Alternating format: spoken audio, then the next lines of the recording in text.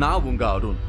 ஒரு ஆண் உடம்புக்குள்ள அம்மனோட சக்தி இறங்குனதும் அவர் தன்னை ஒரு முழு பெண்ணா மாத்திக்கிட்டு தன்னை தேடி வர பலருக்கும் நோய் தீர்க்க உதவுறதும் பேய் ஓட்டுறதும் செஞ்சுக்கிட்டு இருக்காரு.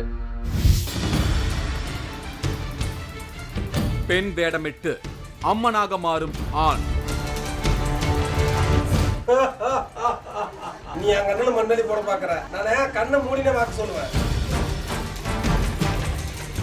நோயும் தீர்க்கிறார், பேயும் ஓட்டுகிறார். மண்டே உடச்சு ஆக்சிடென்ட் ஆகி அபாசன் பண்ணி வந்த ஒரு குழந்தையோட ஆகி தான் உங்களுக்கு ஆவியா பிடிச்சிருக்கு.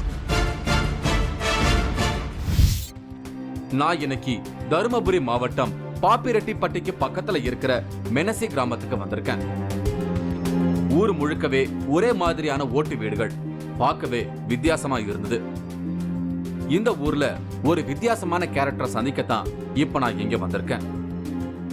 ஒரு ஆண் தனக்குள்ள ஏதோ ஒரு சக்தி இறங்குனதும் தன்னை பெண் போலவே அலங்காரம் செஞ்சுக்கிட்டு தன்னை தேடி வரவங்களோட பிரச்சனைகளை தீர்க்க உதவுறதா சொல்லி இருந்தாங்க.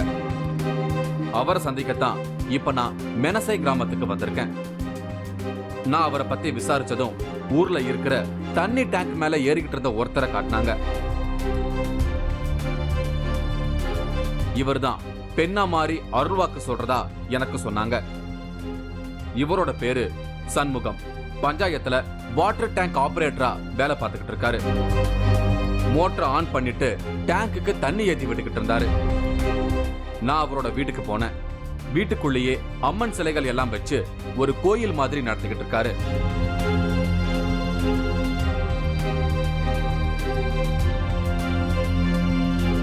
தரையில படுத்த நிலையில ஒரு அம்மன் சிலையும் உட்கார்ந்த நிலையில ஒரு அம்மன் சிலையும் ஓட்டு வீட்டுக்குள்ள இருந்தது. 20 வருஷமா சண்முகம் இந்த இடத்துல அருள்வாக்கு சொல்லிக்கிட்டு இருக்காரு. ஆரம்பத்துல வழக்கமான வேட்டி சட்டையோட தான் அருள்வாக்கு சொல்ல தொடங்கி இருக்காரு. ஆனா ஒரு கட்டத்துல அம்மன் இவருக்குள்ள இறங்கி வாக்கு சொல்லும் போது தானும் அந்த அம்மனாகவே மாறினாதான் சரியா இருக்கும்னு இவருக்கு தோணியிருக்கு. அதுல இருந்து அந்த சக்தி வர சமயத்துல சேலை கட்டி நகைகள் எல்லாம் போட்டு அலங்காரம் செஞ்சு ஒரு முழு பெண்ணாகவே மாறிடுறாரு. ஒவ்வொரு வாரமும் வெள்ளி செவ்வாய்க்கிழமைகள்ல சண்முகம் இங்க அருள்வாக்கு சொல்றாரு. இன்னைக்கும் அருள்வாக்கு சொல்ல இருக்காரு. நிறைய பேரு இவர்கிட்ட வந்து வாக்கு கேட்க காத்திருந்தாங்க. இவரு ஒரு பெண்ணா மாறப்போகும் அந்த காட்சிகளை பார்க்க நானும் இங்க காத்திருந்தேன். சிலை இருக்கும் ரூமுக்குள்ள சுபத்துல ஒரு பெண்ணோட தலைமுடிக்கான விக்கு வளையல்கள் மாட்டி வைக்கப்பட்டிருந்தது. பீரோவுல ஏராளமான பட்டு புடவைகளும் நகைகளும் இருந்தது. இன்னும் கொஞ்ச நேரத்துல சண்முகம் ஒரு பெண்ணா மாற போறாரு. அதுக்கான பூஜைகள் ஆரம்பமாச்சு.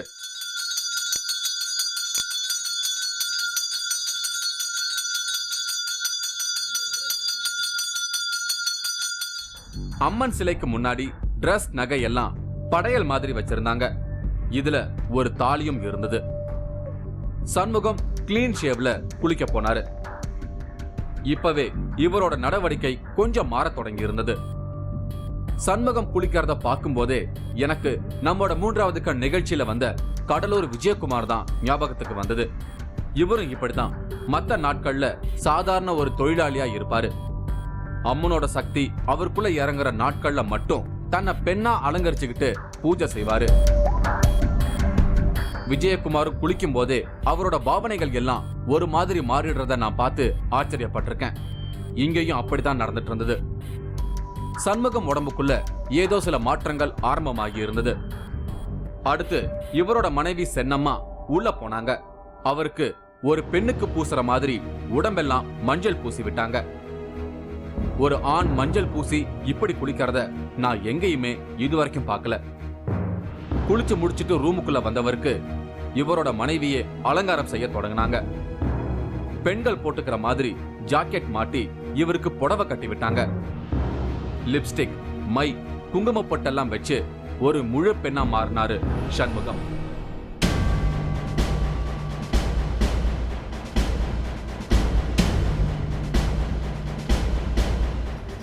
கழுத்துல அம்மனோட தாலியும் மாட்டி விட்டாங்க.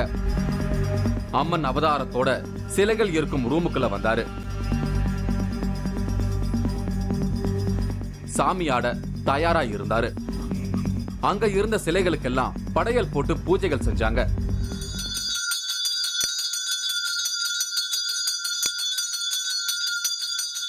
அம்மனை வணங்கிட்டு கொஞ்ச நேரம் தியானித்தபடி இருந்தாரு சண்முகம். திடீர்னு பெருங்குரல் எடுத்து கத்துனாரு.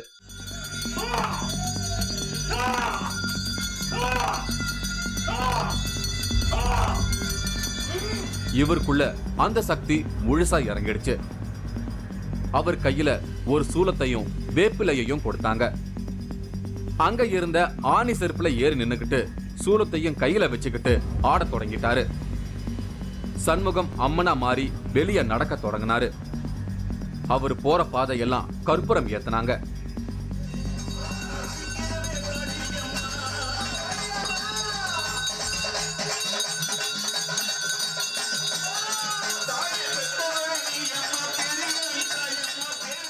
எல்லாரும் அவர்கிட்ட ஆசீர்வாதம் வாங்கினாங்க. வயிற்றுல சூலத்தை குத்திக்கிட்டு அங்கேயே கொஞ்ச நேரம் ஆடினாரு.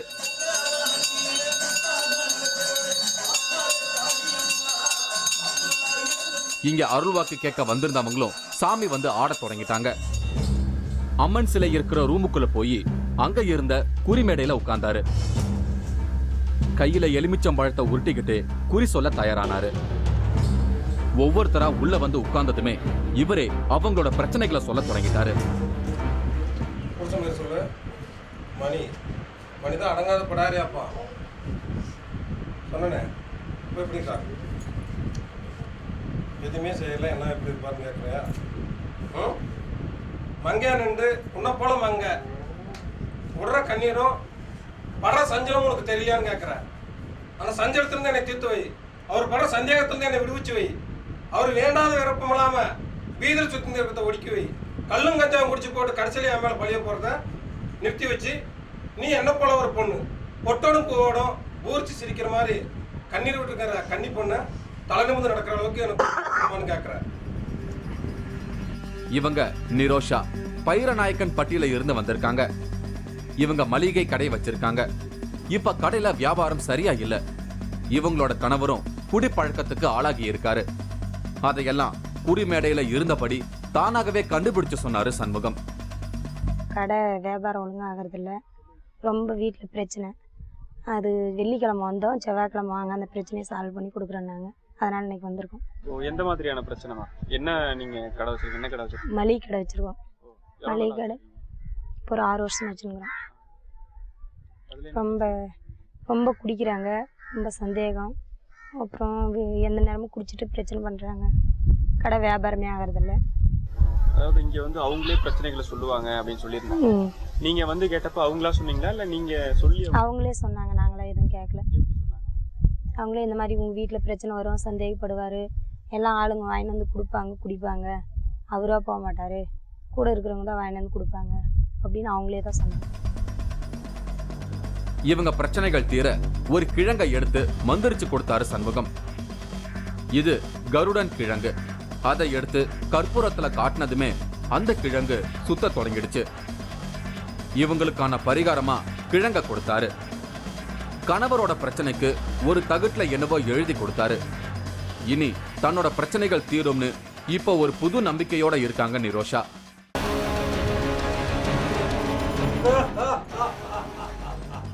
சிங்க வாகன சிங்காரி கேட்டு சிங்களா ஒரு நாயமா சீரி எழுந்துட்டுனா சின்னங்கொண்டு ஆயிருவேன்.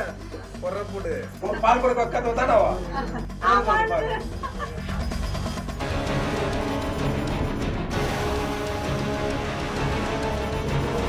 ஆச்சி மசாலா வழங்கும் 3வது கண் powered by twin birds legging. இடைவேளைக்கு பின் தொடரும்.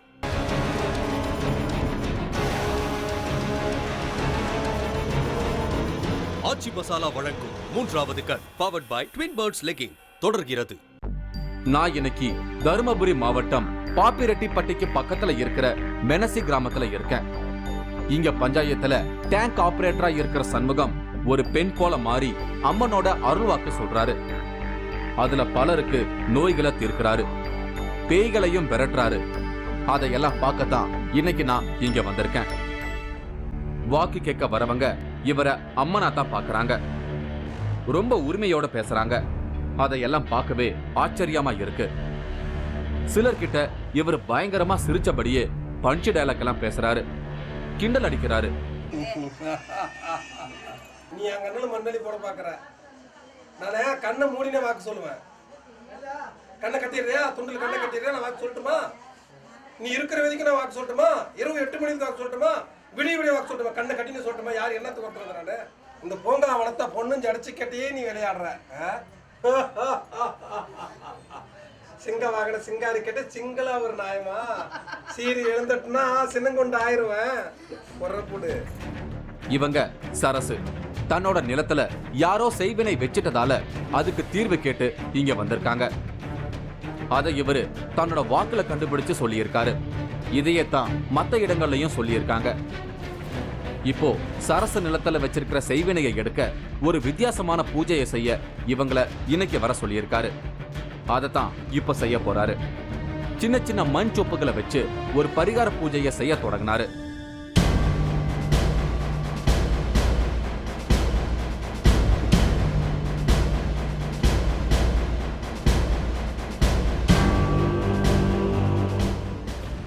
இதன் மூலமா சரசுக்கு வைக்கப்பட்டிருக்கிற செய்வினை பிரச்சனை நீங்கிடும்ங்கிறது தான் இந்த பூஜையோட ஸ்பெஷாலிட்டி.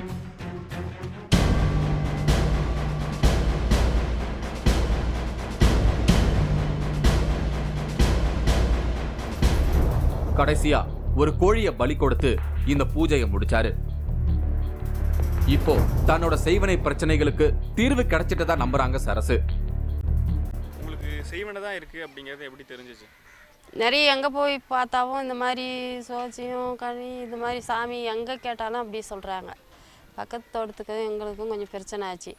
அவங்க செஞ்சிட்டாங்கன்ட்டு எங்கே போய் கேட்டாலுமே அதே மாதிரி சொல்கிறாங்க, செஞ்சு வச்சுட்டாங்க, அதனால தான் உங்களுக்கு கால் கை வர்றதில்ல, வீட்டில் பிரச்சனை அப்படின்னு சொல்கிறாங்க. அதனால சரி இங்கே என்ன சொல்கிறாங்களோன்னு வந்தாங்க. இங்கேயும் அது மாதிரி தான் சொன்னாங்க. அதுக்கு என்ன செய்கிறது அப்படின்னு கேட்டால் அதுக்கு பரிகாரம் செய்யணும், செஞ்சு கழிக்கணும், நீங்கள் செவ்வாய்க்கிழமை வாங்கினாங்க. அதுக்கு எல்லாம் எடுத்துட்டு வாங்கன்னு சொன்னாங்க. எடுத்துட்டு வந்து இப்போ செஞ்சுங்க. இங்க பிரச்சனைகளோட வரவங்களை எல்லாம் நாடி பிடிச்சு டாக்டர் மாதிரி சண்முகம் டெஸ்ட் பண்றாரு. சிலருக்கு அவங்க உடம்பு பிரச்சனைகளுக்கு ஏற்ப மருந்தும் கொடுக்கறாரு. இது எல்லாமே அம்மன் இவருக்குள்ள வந்து சொல்றபடிதான் செய்யறதா சண்முகம் சொல்றாரு. அம்மன் சிலைகள் இருக்கிற இந்த சின்ன ரூமுக்குள்ளதான் சண்முகம் குறி சொல்றாரு. இவரோட மனைவி சென்னம்மா, அப்பா கணேசனும் கூடவே இருக்காங்க. அப்படித்தான் இவர் வாக்கு சொல்லிக்கிட்டு இருக்கும் போதே இவங்க அப்பா திடீர்னு சாமி வந்து கத்த தொடங்கிடுறாரு. இவரும் ஒரு காலத்துல பேய் ஓட்டுறது, மந்திரிக்கிற வேலைகளை எல்லாம் செஞ்சுக்கிட்டு இருந்திருக்காரு. இவர்தான் சண்முகத்துக்கு குருவா இருந்திருக்காரு. இந்த இடமே ஒரு பரபரப்போடவே இருக்கு. இதுக்கு நடுவுல நம்ம டீம் ரொம்பவே சிரமப்பட்டு தான் ஷூட் பண்ணிக்கிட்டு இருந்தாங்க. தன்னோட அப்பா இறந்த பிறகு அவரோட வேலை தனக்கு கிடைக்கணும்னு கேட்க இங்க ஒருத்தர் வந்திருந்தாரு. அந்த வேலைக்கு யாரெல்லாம் போட்டி போடுறாங்கன்னு எல்லாம் இவரே கண்டுபிடிச்சு சொன்னது ஆச்சரியமா இருந்தது. கையெழுத்தாய் வரப்போகுது, உனக்குதான் உறுதி. உன் பங்காளி போட்டிட்டா செல்லல, உன் பங்காளி போட்டிட்டா செல்லல, உன்னுடைய வாரிசு போஸ்டிங் உனக்கு எதிர்பார்த்துருக்கிறது உனக்கு கையெழுத்தாயிடும். போதுமா? நான் கண்ட கனவு நிறைவேறி நான் ஒரு வித்தியாக்காரன் ஆச்சுன்னா உனக்கு பட்டாளை கொண்டு வந்து செலுத்தி வாங்க வந்த இடத்துல உனக்கு ஒன்று செலுப்பு சேர்த்துறோம்னு கேட்கறேன். கொடுத்துடலாமா? மறக்க மாட்டியா? மறக்க மாட்டேன்.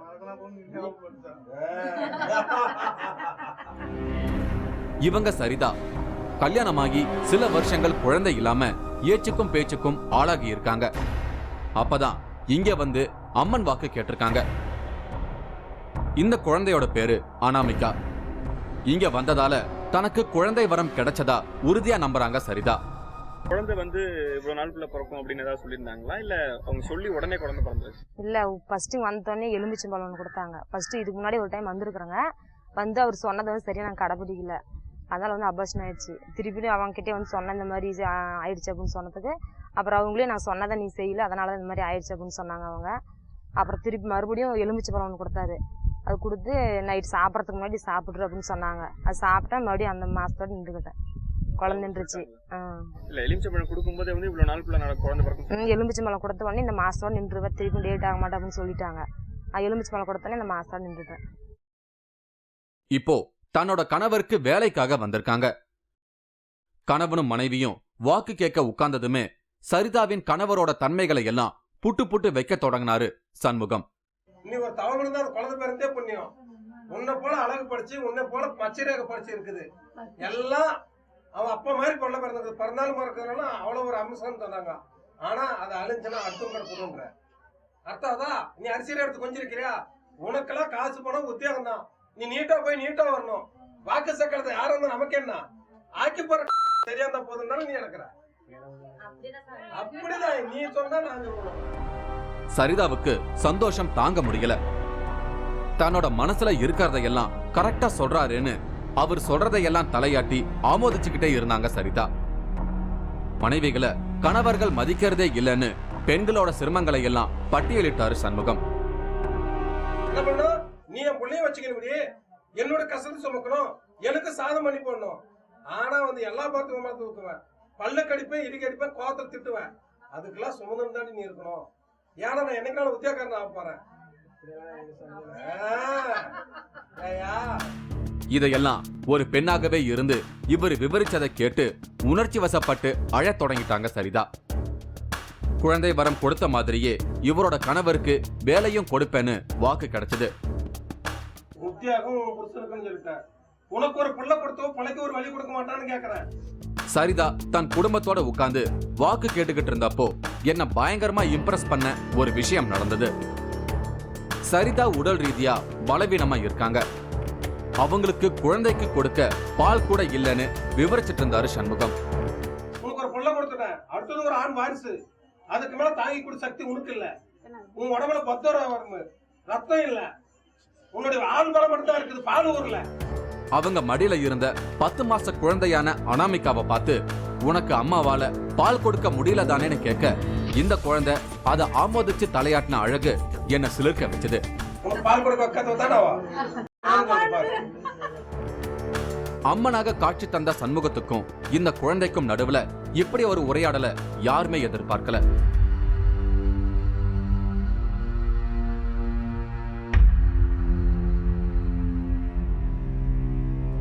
குழந்தைக்கு எப்படி இவர் கேட்டது புரிஞ்சு தலையாட்டுச்சு அப்படிங்கறத என்னால நம்பவே முடியல.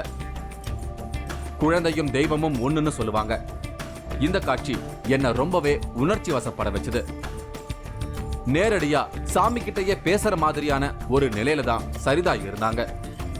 அவங்க பேச பேச சிரிப்பதும் உணர்ச்சி வசப்பட்டு அழுவதும்னு தனக்கு ஆதரவா அம்மனே தன் கணவரை கேள்வி கேட்கறதா இவங்க ஃபீல் பண்ணிக்கிட்டு இருந்தாங்க. சரிதாவோட கணவர் இப்போ ரயில்வேல வேலைக்கு எக்ஸாம் எழுதிட்டு ரிசல்ட்டுக்காக வெயிட் பண்ணிக்கிட்டு இருக்காரு. இப்போ அம்மன் ரூபத்துல சண்முகம் நிச்சயமா வேலை கிடைக்கும்னு சொல்லிட்டதால சரிதாவோட முகத்துல ஒரு நிம்மதி தெரிஞ்சது.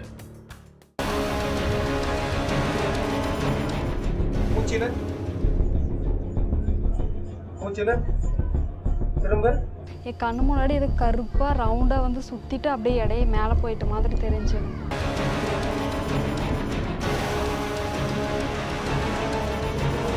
ஆச்சி மசாலா வழங்கும் 3வது கண் powered by twin birds legging இடைவேளைக்கு பின் தொடரும்.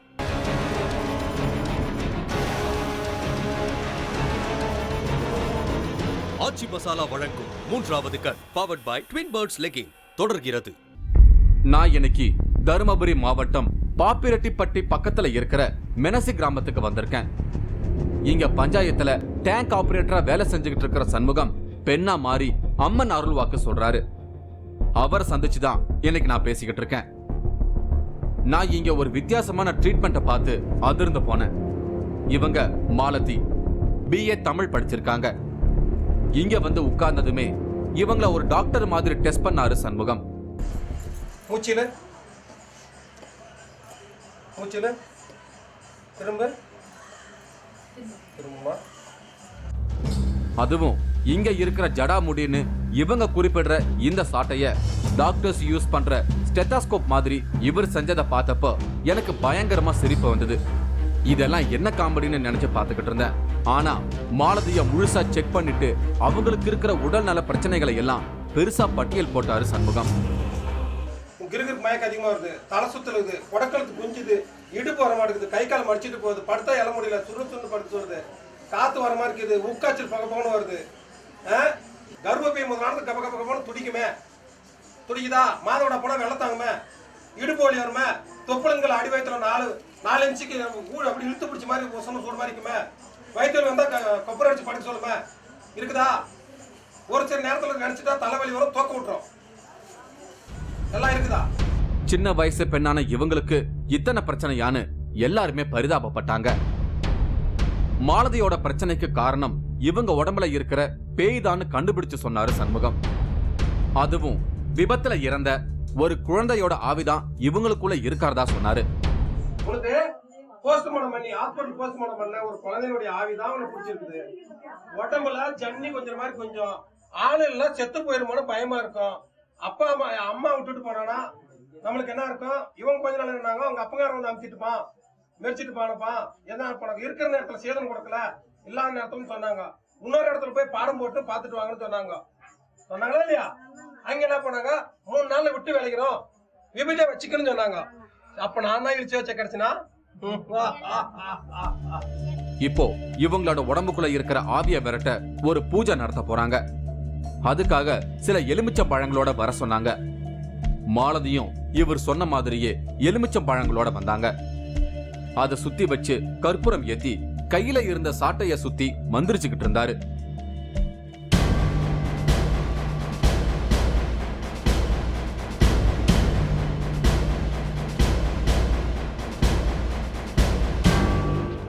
இந்த சமயத்துல தன்னோட உடம்புல இருந்து ஏதோ ஒண்ணு வெளியேறினத ஃபீல் பண்ணிருக்காங்க மாலதி.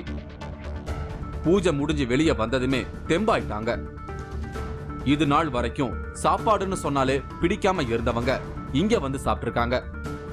தனக்கு நடந்ததையெல்லாம் பிரமிப்போட என்கிட்ட பேசும்போது விவரிச்சாங்க மாலதி. எனக்கு பரிகாரம் செய்கிறதுக்காக என்னை உட்கார வச்சு சுத்தீர எலுமிச்சம் பழம் வச்சாங்க. அதுக்கு மேலே கற்பூரத்தை வச்சு எரிச்சாங்க.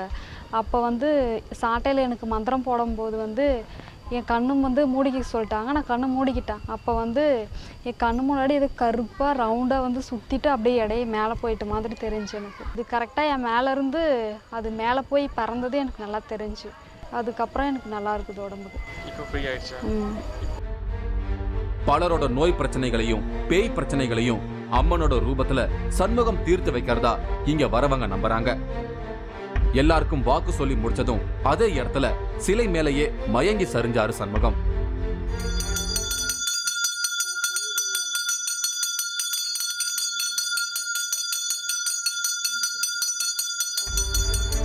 உடை மாத்திட்டு வந்த சண்முகத்துக்கு நன்றி சொல்லிட்டு நான் அங்கிருந்து புறப்பட தயாரான. பிரச்சனைகளோட இங்க வந்த பலவிதமான மனிதர்களை நான் சந்திச்சேன். ஆனாலும் அம்மன் கேட்டதுக்கு குழந்தை அனாமிகா அழகா தலையாட்டின அந்த காட்சி தான் என் மனசுக்குள்ள இன்னமும் திரும்ப திரும்ப ஓடியபடியே இருந்தது.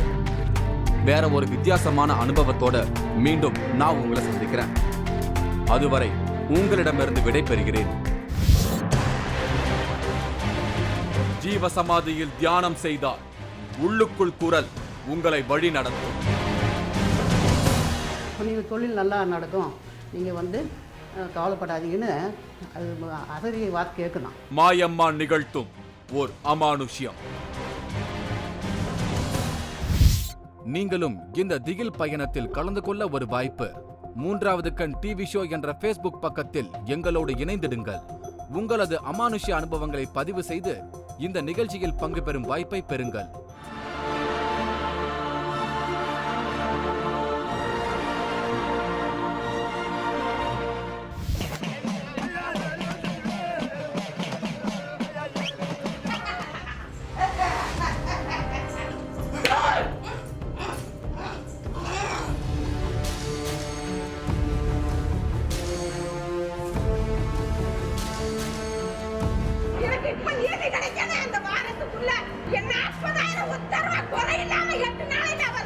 சின்ன வச்சு அவ கரைய சின்ன வச்சு உங்களை நீ மூஞ்ச கொடுக்கணும்.